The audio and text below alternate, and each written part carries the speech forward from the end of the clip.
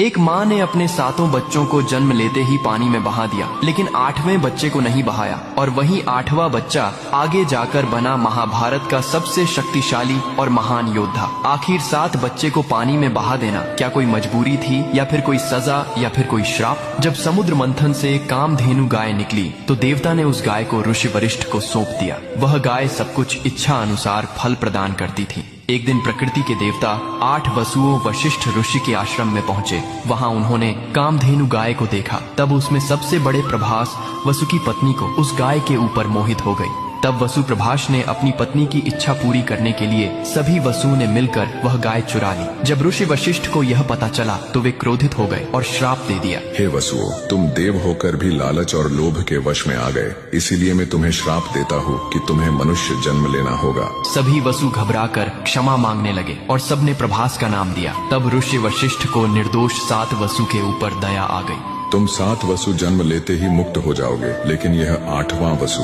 प्रभास को लंबा मानव जीवन भोगना पड़ेगा। जब हस्तिनापुर के महाराज शांतनु एक बार गंगा की मनमोहक सुंदरता पर मोहित हो गए, तब उन्होंने विवाह का प्रस्ताव रखा। गंगा ने प्रस्ताव स्वीकार किया, लेकिन एक शर्त रखी कि मुझे कोई भी कार्य करने से रोकना नहीं। यदि तुमने ऐसा किया तो मैं आपको सदा के लिए छोड़कर चली जाऊंगी। शांतनु ने वचन दिया और दोनों का विवाह हुआ। जब गंगा ने पहले पुत्र को जन्म दिया तब उसे नदी में बहा दिया। शांतनु अंदर से टूट गए, लेकिन वचन के बंधन में मौन रहे। एक एक करके 7 पुत्र जन्मे और गंगा ने सभी को नदी में प्रवाहित कर दिया। लोग शांतनु को कहते थे, यह कैसी निर्दयी माँ है, लेकिन असल में गंगा उन 7 वसुओं को श्राप से मुक्त कर रही थी। जब 8वां पुत्र प्रभास वसु जन्मा तब गंगा फिर उसे नदी की ओर ले चली, लेकिन इस बार शांतनु सह न सके। उन्होंने बहा देने से पहले रोक लिया। अब बस 7 बच्चों को खो चुका हूँ, इसे मैं नहीं मरने दूंगा। ये पुत्र मेरा वारिस बनेगा। तब गंगा बोली, हे राजन, आपने मेरी शर्त तोड़ दी। अब मैं आपको छोड़कर सदा के लिए जा रही हूँ। गंगा अपने पुत्र देवव्रत को लेकर स्वर्गलोक चली गई। वहाँ उन्होंने उसे वेद,